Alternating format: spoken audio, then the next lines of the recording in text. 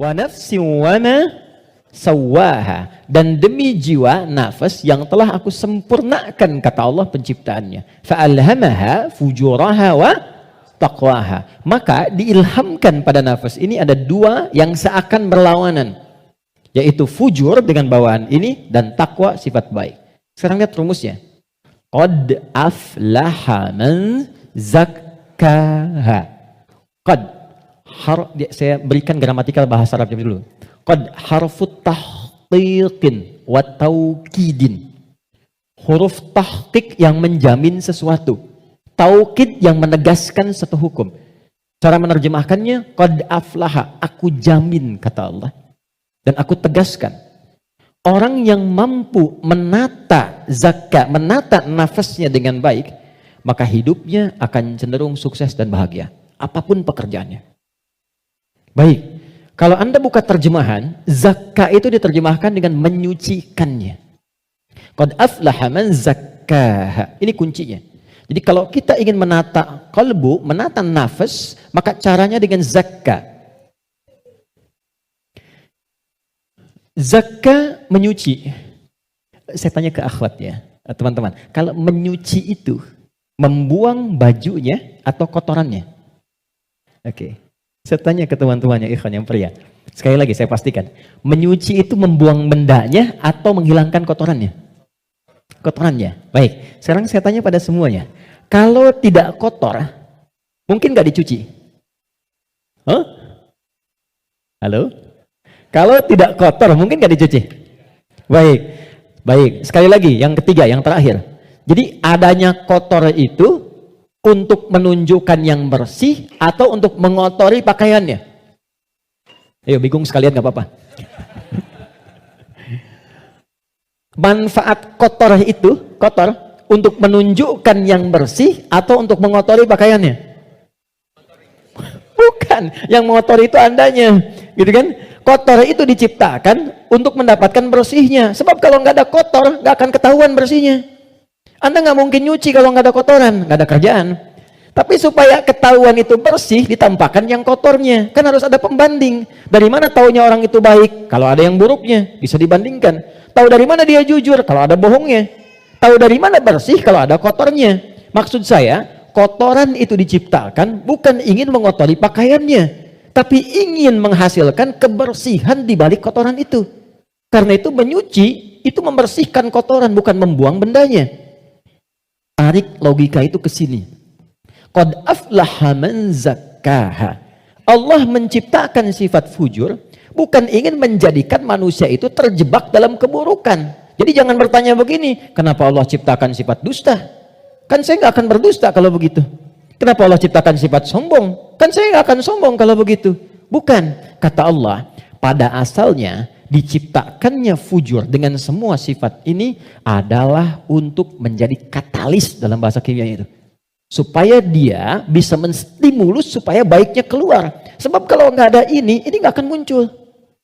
Contoh, bisa nggak ada sabar kalau nggak ada marah?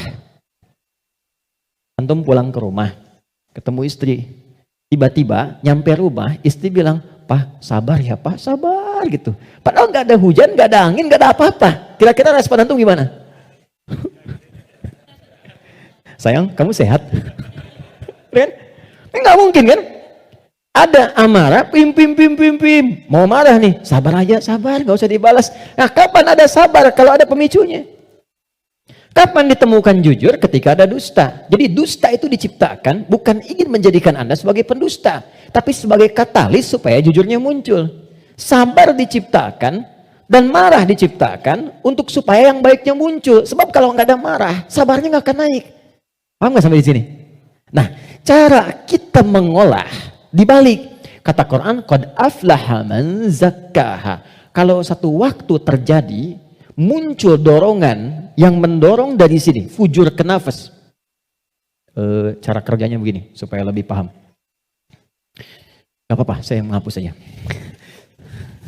Bismillah. Jam 3 saya dari Bandung, ya Allah. Aku sudah hari Kamis. Saya nerangkan sendiri. Kehormatan bagi saya Presiden Musyawarah. Enggak usah ini aja, supaya nggak ada beban. Jazakallah. Enggak apa, ini aja. Baik. Kasih banyak, jazakallah khair. Semoga dapat tambahan rahmat. Amin. Cukup? Ya, dipegang aja nanti kalau ada keperluan lagi. Gini teman-teman, saya mulai dari sini dulu. Ini agak mahal, tapi butuh fokus. Ini nafas. Nafas itu inti jiwa nih di sini. Kelihatan ya? Intinya di sini. Di dalam inti ini ada lagi turunan tadi. Saya kebawahkan dulu. Ini takwa, semua sifat baik. Yang ini fujur. Ini lawannya. Nafas itu adanya di dalam kolbu. Kolbu begini. Yang sering terjemahkan dengan hati. Adanya di sini, kolbu. Kolbu adanya di sodrun. Nih, ini. Masih ingat teman-teman kalau sholat kan, Allahu Akbar tangannya di sini kan? Ini posisi tangan ini sodrun. Di dalam sodrun ada kolbu. Nih, ini ada sodrun. Semua apa yang kita lakukan, sumbernya dari sini. Misal, kita mau bicara nih, kalau yang keluar baik, itu ini yang perintahkan dari sini. Ke sini, ke kolbu, ke sodrun, keluar, ditembuskan langsung ke akal kita, keluarkan sepersekian detik. Kalau yang keluar, yang buruk, sumbernya dari sini. Jelas? Nah, saya ingin katakan dulu sebentar, setan sudah meminta kepada Allah, sejak Adam diturunkan, supaya diberi kewenangan untuk menggoda yang ini. Itu nanti ada di surah An-Nisa di ayat yang ke-118. Dari ayat 116 sampai 118. La'anahullah wa qala la'attakhidanna min ibadika nasiban mafruḍa. Ketika dia dilaknat oleh Allah, dia berkata, ya Allah, izinkan aku menggoda satu bagian dari manusia. Maksudnya yang ini. Di sini sumber keburukan nih. Dalam bahasa Arab, buruk itu disebut dengan su namanya. Su, gini. Pelan-pelan. Nah, setan menggoda, memprovokasi dengan halus. Memprovokasi dengan halus itu bahasa Arabnya waswas. Waswasa yuwaswisu. Halus sekali. Dia masuk lewat sini. Sodrun. Jamaknya sudur. Jamak dari sodrun sudur. Karena manusianya banyak. Di Quran surah ke-114. Alladzi yuwaswisu fi sudurin nas. Dia menggoda ke sini, ke kolbu, ke sini. Alih-alih bicara yang baik, dia katakan keluarkan yang kasar. Tak sadar keluar. Begitu keluar bentuknya dalam bentuk perbuatan, maka keluar namanya su, kata-kata yang kotor. Kata-kata su. Karena ini melewati nafas, nih, kan dari nafas nih. Tidak dilihat fujurnya, yang dilihat nafasnya. Oh, ternyata nafasnya itu memerintahkan kepada su. Nafas ketemu su, disebutlah nafsu. Oh, ya, ini asalnya nafsu. Ini asal kalimat nafsu. Dari mana ini ditemukan? Quran surah ke-12 ayat 53. Paling kiri sebelah atas di mushaf. Quran surah 12 Yusuf ayat 53.